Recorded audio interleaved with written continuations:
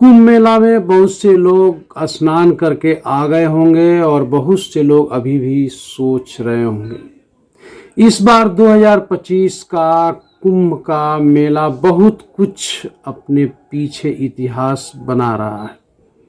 बहुत से उसमें हुई घटनाएं सदियों तक चर्चा में रहेंगी और कई बातों को लेकर के इस बार का कुंभ मेला लोगों के बीच चर्चा का विषय रहा।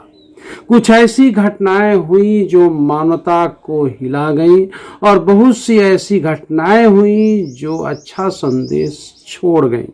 कुल मिलाकर कहा जाए तो कुंभ ने बहुत कुछ संदेश दिया। अब उस संदेश को आप किस तरह से ग्रहण कर रहे हैं यह आपके सोच पर निर्भर है और आपने जीवन में किस तरह के विचार अर्जित किए हैं और उसको किस नज़रिए से देख रहे हैं इस पर निर्भर करता है। जिस तरह से समुद्र मंथन के दौरान जो है अमृत और विष निकला था, उसी तरह से इस कुंभ मेला के आयोजन के दौरान बहुत से बातें आई जिसे समझ में आ गया कि समाज क्या सोचता है और क्या नहीं सोचता है। महाकुंभ में इस बार भगदड़ भी हुई और भगदड़ में आप देखेंगे लोगों का जीवन तो गया ही, लेकिन लोगों के साथ व्यवहार को लेकर के धर्म अधर्म और सहयोग की भावना भी सामने खुलकर आए। उसी महाकुंभ में ऐसे भी लोग थे जब वो भीड़ के बीच दब रहे थे तो उसे बचाने का काम भी लोग कर रहे थे। वह पूर्ण आत्मा थे जो लोगों के सहयोग में आगे आ रहे थे, घायलों को अस्पताल पहुंचा रहे थे और सब कुछ अपना छोड़ करके वह दूसरे के स्वास्थ्य की कामना कर रहे थे।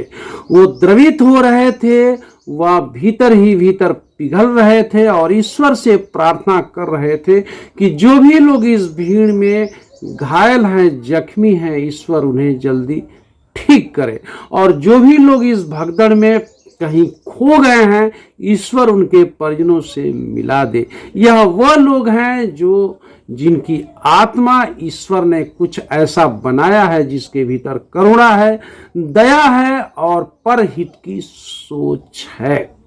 लेकिन उस भीड़ में ऐसे भी बहुत से लोग थे जो स्वयं की मोक्ष प्राप्ति के लिए और स्वयं के जीवन सुखमय बनाने के लिए वह दूसरे के ऊपर से निकलने की कोशिश कर रहे थे। उनके दूसरे के घायल होने और दूसरे के चोटिल होने की तनिक भी चिंता नहीं थी, बल्कि इसकी चिंता थी कि हम कितने जल्दी से आगे निकल जाते। हमें दूसरे की कोई परवाह नहीं है।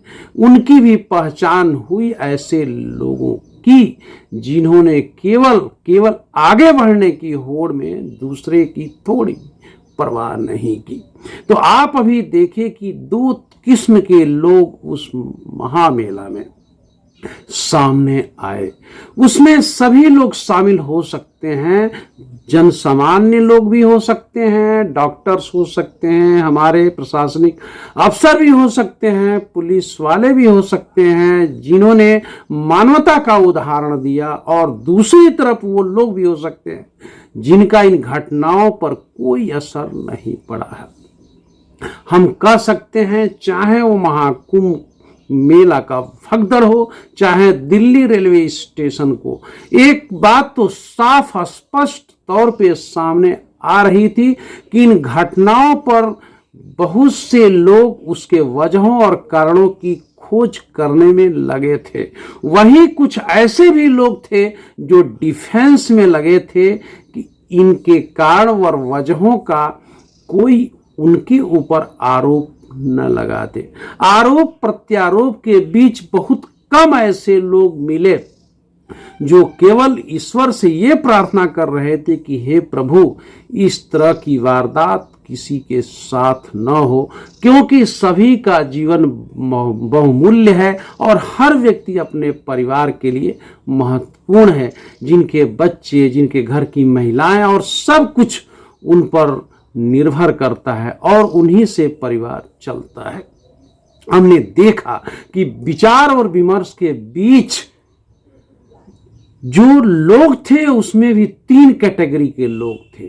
पहले उस तरह के लोग थे जो घटनाओं पर डिफेंस में बोलने की कोशिश कर रहे थे और दूसरे लोग केवल कारण खोजने की कोशिश कर रहे थे।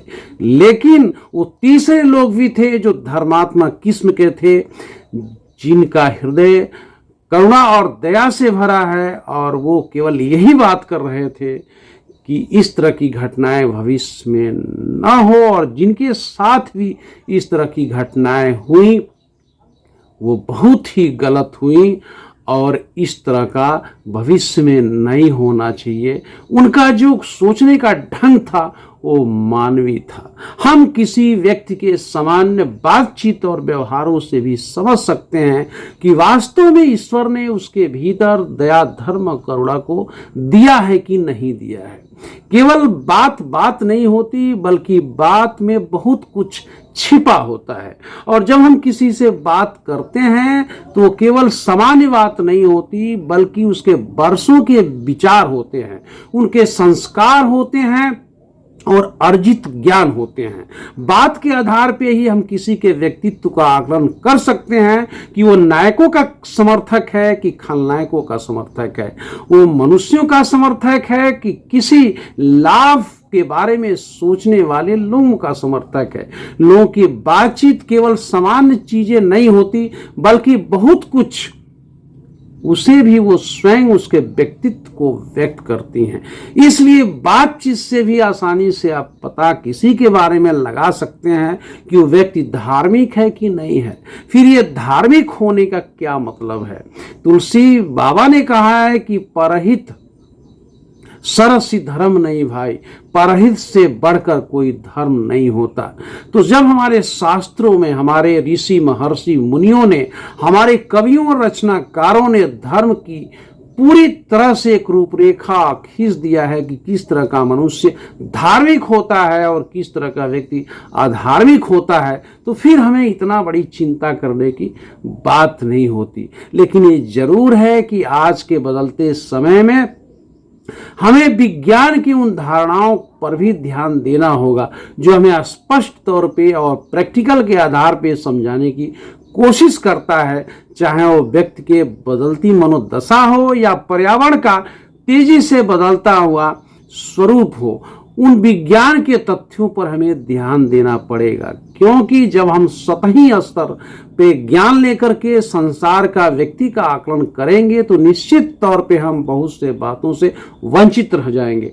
हमें ज्ञान को अपने तक पहुंचाने के लिए अपने अहंकार को त्यागना होगा और अपने संकीर्ण मान्यताओं से ऊपर उठना होगा, क्योंकि ईश्वर की दृष्टि में पृथ्वी जो है भौगोलिक रूप से बटी नहीं है।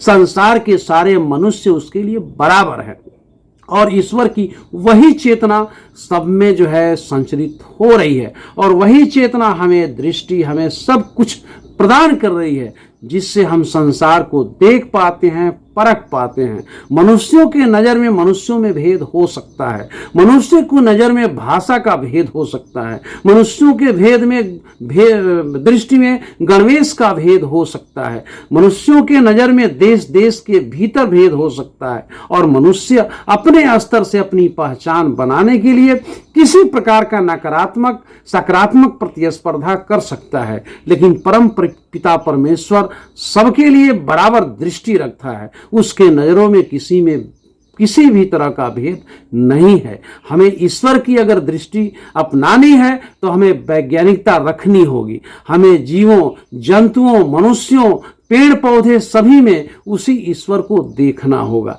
क्योंकि ईश्वर एक महान वैज्ञानिक है और ईश्वर ने ही संसार की रचना किया है जो मनुष्यों के पहुंच से बाहर है। और ईश्वर वह बड़ा महान वैज्ञानिक है जिसकी रचना के बारे में आप सोचेंगे तो आश्चर्यचकित होंगे।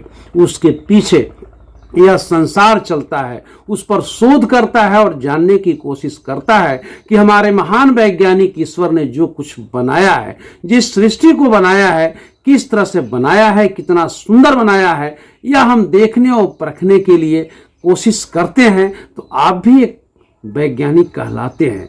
लेकिन आप ये जान लीजिए कि जो कुछ आप खोज कर रहे हैं और जिस चीज का भी आप अन्वेषण, रिसर्च जो कुछ भी कर रहे हैं, सारे उन्हीं चीजों का कर रहे हैं जिसे ईश्वर ने पहले से बना दिया है। चाहे वो ऊंचे पहाड़ हो, चाहे वो घने जंगल हो, और चाहे मानवों की बस्तियां हो, चाहे बदलते हुए सभ्यताएं हो, चाहे किसी प्रकार की सुंदर रचना हो या इस तरह की रचना हो जो आपके देखने में आज तक समझ में न आई हो, इन सारे रहस्यों का जो जन्मदाता है, जो सृजन करता है, वो महान वैज्ञानिक ईश्वर ही है। तो आइए आज से हम ईश्वर को एक महान वैज्ञानिक की दृष्टि से भी देखने की कोशिश करें, और इसलिए भी देखने की कोशिश करें कि कोई एक सतही स्तर का जानकार व्यक्ति मात्र एक पाखंड के आधार पर सभ्य समाज को गुमराह न कर सके, बल्कि उसे भी अपने स्तर से कोशिश करना होगा, प्रयास करना होगा, ताकि हम वैज्ञानिकता की जो आध्यात्मिकता है उस तक पहुंचे और एक सच्चे और वास्तव में जानकार के रूप में स्वयं को प्रतिस्थापित कर सके। इसलिए जरूरी है, क्योंकि समाज को नई दिशा मिल सके, नई चेतना मिल सके और एक हम सुंदर संसार को बना सके। नमस्कार।